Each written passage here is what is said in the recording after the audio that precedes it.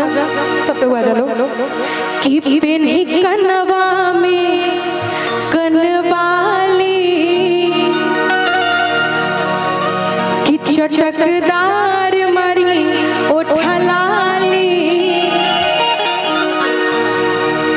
अब वाकई में बड़ी चटक ओठलाली मरले बड़ी न हो तो देखी फैन हो जाले सैया। रितिका जी आप भी आ जाइए, इनको भी उठाइए कि कुर्सी में डिजाइन जाली। तो राजा जी कहत रे तू कुछ पहिर लो, लेकिन जब तू करिया साड़ी पहने लो बड़ सुंदर लागल। तो राजा जी कहत रे कैसे कि जब करिया सड़िया पहन के सो जाइला है राजा के अपना हम दीवाना बनाइला। भैया भैया बेंजू वाला भैया उठाओ बजाओ उहे हो आओ कहे के बाद कि जब करिया सड़िया पहन के सो जाइला है राजा के अपना हम दीवाना बनाइला। जब करिया सड़िया पहन के सो जाइला है राजा के अपना हम दीवाना बनाइला।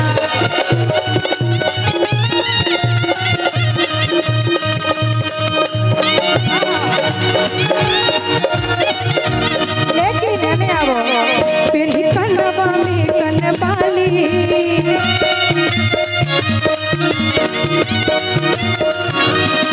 चटकार मरी ओठलाली।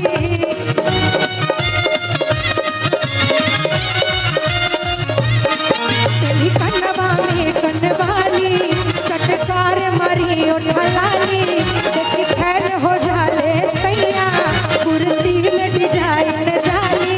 जब करिया सड़िया पहन के सो जाइला है। काला साड़ी में सही में लड़कियां बहुत सुंदर लगती हैं, है ना, कयामत ढाती हैं। अरे बाप कौ गो गर्लफ्रेंड रख ले बड़ा बाकी ना 4 गो 64 गो तो जोगिन हो खेला लो कि जब करिया सड़िया पहन के सो जाइला है। आई छोटे बाबा के लगले जी भाग गए का। अच्छा उनकरा उहे दिक्कत रहेला कि जब करिया सड़िया पहन के सो जाइला है राजा के अपना हम बनाइला। जब करिया सड़िया पहन के सो जाइला है राजा के अपना हम दीवाना बनाइला।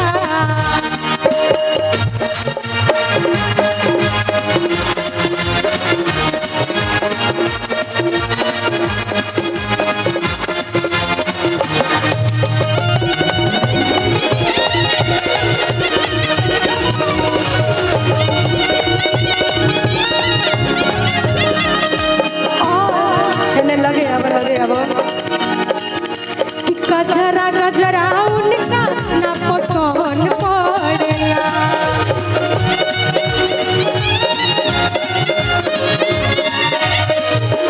कतनो सोच सवारी नहीं मन भरेला।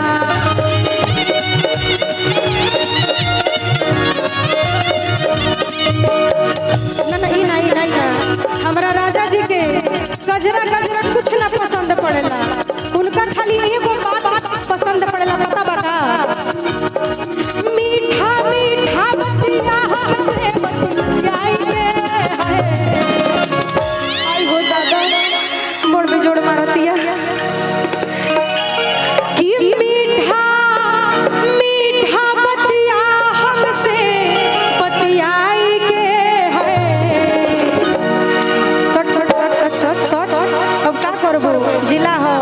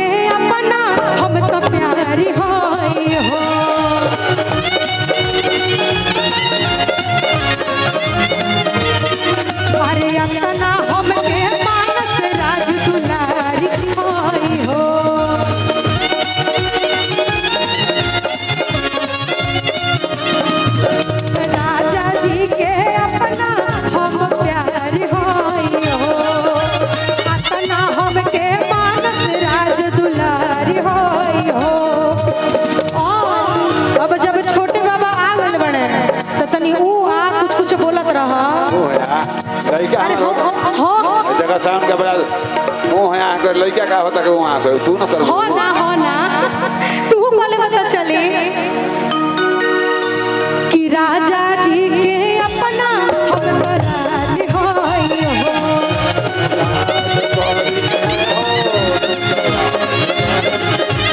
रंग खाले नहीं के दीवानी होई हो मीठा मीठा छोटे बाबा बोलेंगे तो बहुत बोले ले लेकिन आदमी बहुत अच्छा होवे छोटे बाबा की अपने पतिया नहीं धुलाइला लेकिन हम ना ई बात राउर मेहरारू कही है कोई को मेहरारू को है सो खाली मेहरारू हम ना बोले में बात कि छोटे बाबा की अपने पतिया नहीं भुलाइला तो को आ सकता है हम मेहरारू के लेखा बहने लगबू तू बिल्कुल बिल्कुल देखिए होने से का बोल चला होता है वहू पर ध्यान देवे के बाद और छोटे बाबा की आपन हम दीवाना बनाइला जब परिया सड़िया पहन के सोजा जाइला है छोटे बाबा की आपन हम दीवाना बनाइला जब परिया सड़िया पहन के सोजा जाइला है छोटे बाबा के आपन हम दीवाना बनाइला जब परिया सड़िया पहन के सोजा जाइला है राजा के अपन हम दीवाना बनाइला राजा के अपना हम दीवाना बनाइला